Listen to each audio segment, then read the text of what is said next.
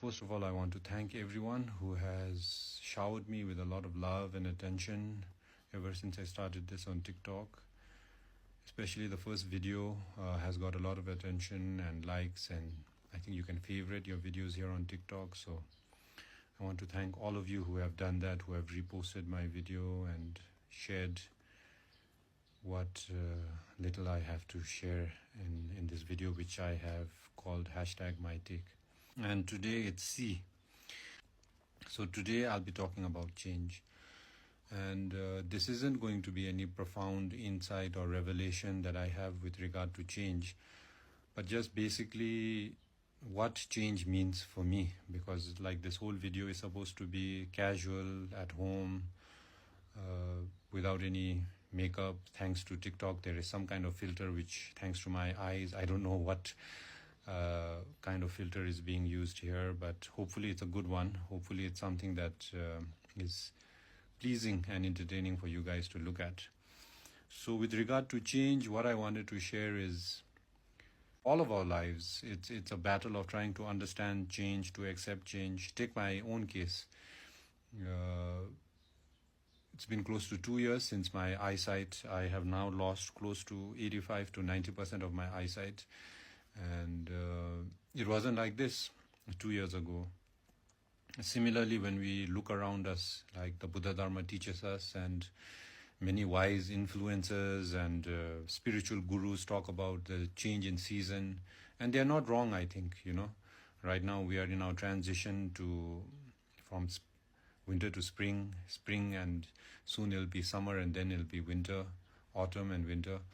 Similarly, day turns into night. So all of these are, I think, signs and symptoms, if we can call change a malady or a disease, that that the lesson in life has to be about, first of all, being aware of change, and then after that, accepting change.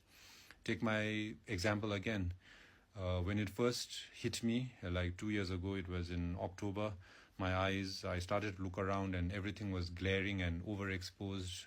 I had a very difficult time navigating through the day. And at that point in time, it was very difficult, mentally, because of my physical change. But then, after I started to accept it, after I started to learn about what it is, and then things it didn't change, but because of my change in perception, things started to get a little better. And if you can call it an insight, why not? During my time when I was in retreat in Tagana, this is, I think, the year 2000, that's like 25 years ago. So I was in this monastery called Shatyagömba. To anyone who's from Tagana and is familiar with that monastery, shout out to you guys, and thank you, Tagana. Tagana Dzongkhag has played a very important part in my life, in my personal life. And I spent a year there in the retreat center, and that's where I did my Ngönro. Till that point in my life, I was basically like any other teenager, going through, trying to keep up with the latest trend, and looking at the world and seeing how they didn't understand me. And I feel that much of it had to do with the fact that I was not accepting change.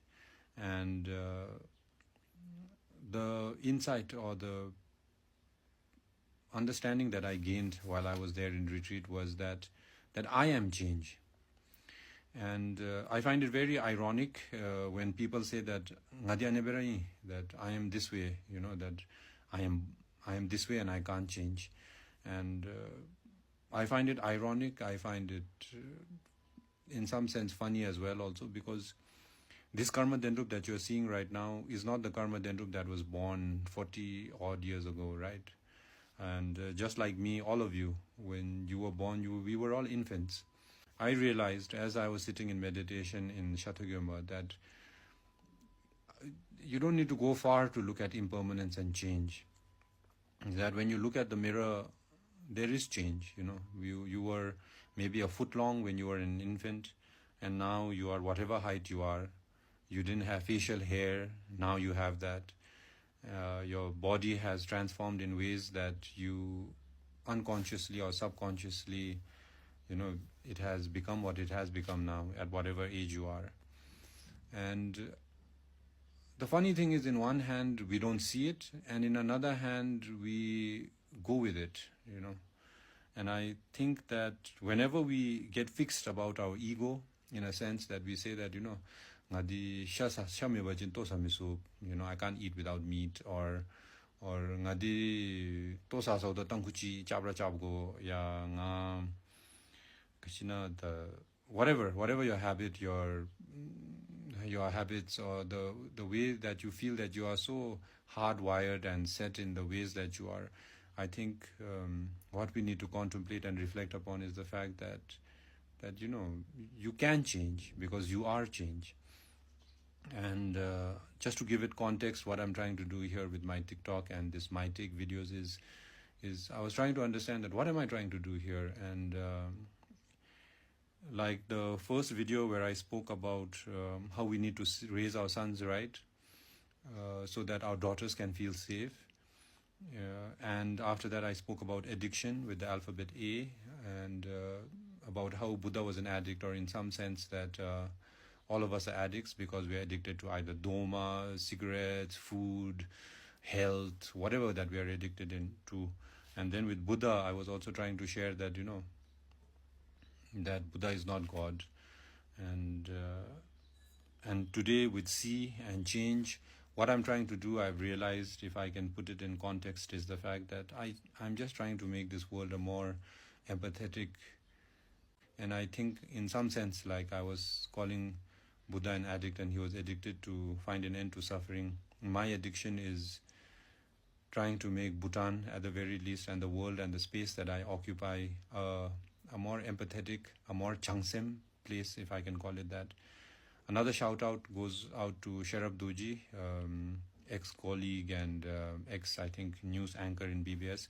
He shared a post yesterday about a taxi driver who gave a lift to a pregnant lady free of charge. And I have shared that shared that news piece on Changsem Monday, and it's kind of blown up in a small way. And the reason why I'm sending this shout out is because when we share a good news or a nice, inspiring news piece like that, then we affect the people who have karmic connection with us in a good way. It brings a little bit of sunlight in this otherwise dark and difficult space that we call life. For the alphabet D, what I thought about is Dharma.